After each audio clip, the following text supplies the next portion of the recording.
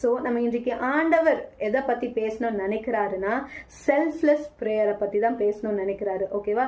Selfless prayer, அதாவது பிறரை முன்வைத்து நம்மளை பின் வைக்கிற அப்படிப்பட்ட ஒரு ஜெபத்தை தான் ஆண்டவர் இன்றைக்கு நம்மளை செய்ய சொல்லுகிறாரு. அதை பத்தி பேசணும்னு நினைக்கிறாரு. ஃபர்ஸ்ட் இயேசு நம்மளை முன் வைக்கிறாரு. பாத்தீங்களா? பிதாவே அவர்களை மன்னிங்க அப்படின்னு சொல்றாரு. அவர் அங்க துன்பப்பட்டுட்டு இருக்காரு நமக்காக, பட் அவரு நம்மளுக்காக அந்த இடத்துல ஜெபித்து கொண்டிருக்கிறாரு. மத்தேயுல இயேசு கிளியரா என்ன சொல்றாரு? உங்களை துன்புறுத்துறவர்களை, உங்களை கஷ்டப்படுத்துறவங்களுக்காக நீங்க ஜெபிங்க, அவங்கள ஆசீர்வதிங்க அப்படின்னு சொல்றாரு. உங்களோட சத்ருக்களை சிநேகிங்க அப்படின்னு சொல்றாரு. இது ஒரு கட்டளையா இருக்கு. அடுத்து பிலிப்பியர்ல நம்ம பார்க்கும்போது நம்ம எதுவுமே வீண் பெருமையாலையும் இல்ல செல்ஃபிஷ் ஆம்பிஷன்னாலையும் நம்ம பண்ணாம நம்ம எப்படி இருக்கணுமா? மனத்தாழ்மையோடு நம்ம பிறரை நம்மளுக்கு மேலாக நம்ம என்னணுமா? ஏன் ஏசப்பா இந்த காரியங்கள்லாம் சொல்றாரு அப்படின்னா, ஏசப்பா அப்படிப்பட்டவரா தான் இருக்கிறாரு. நம்ம இயேசுவோட பிள்ளை அப்படின்னா நம்ம இப்படிதான் பிறரை நம்ம முன் வைத்து நம்ம அடுத்துதான் நம்ம வச்சுப்போம்.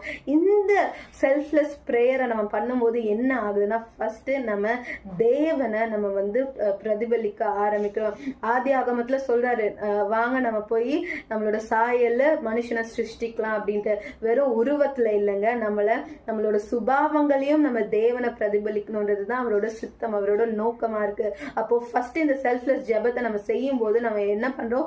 பிதாவை, தேவனை, இயேசுவை நம்ம பிரதிபலிக்கிறோம். நெக்ஸ்ட் நம்ம இயேசுவை போல நம்ம பரிந்து பேச துவங்குறோம். அந்த ஃபர்ஸ்ட் அந்த லூக்கா வசனத்துல வாசிச்சது போல, இயேசு நம்மளுக்காக பரிந்து பேசினது போல, நம்மளை மன்னிங்கன்னு பிதா இடத்துல கேட்டது போல, நம்ம பிறரோட பாவங்களுக்காக, பிறர் அற்புதங்கள் பெற்றுக்கொள்ளணுன்றதுக்காக, பிறர் விடுதலை பெற்றுக்கொள்ளணுன்றதுக்காக நம்ம பரிந்து பேசக்கூடியவர்களா இருக்கும்.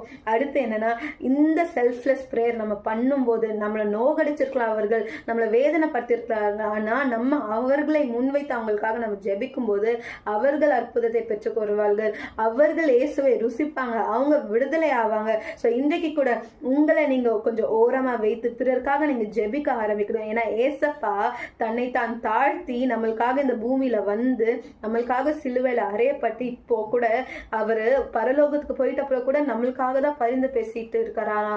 அப்ப நம்ம தேவனோட பிள்ளையா இருக்கும்போது நம்மளும் அவரை போல செல்ஃப்லெஸ்ஸா பிறருக்காக ஜெபிக்கிறத நம்மளோட வாழ்க்கையில அபியாசப்படுத்துவோம். பிராக்டிக்கலா அது ஒன்னொன்னுத்தையும் நம்ம செயல்படுத்துவோம். இந்த ஜெபத்தை இவ்வளவு நாள் நம்ம செய்யாம இருந்தோம். ஒரு காலத்துல நான் செய்துட்டு இருந்த சிஸ்டர், ஆனா சடனா நான் விட்டு போயிடுச்சுன்னா தேவன் கிட்ட திரும்ப நம்மள அபிஷேகம் பண்ண சொல்லி கேட்போம். ஜெபத்தின் பாரத்தை கொடுக்க சொல்லுவோம். நம்ம ஜெபிக்கும் போது எல்லா கட்டுகளும் முறியடிக்கப்படணும்.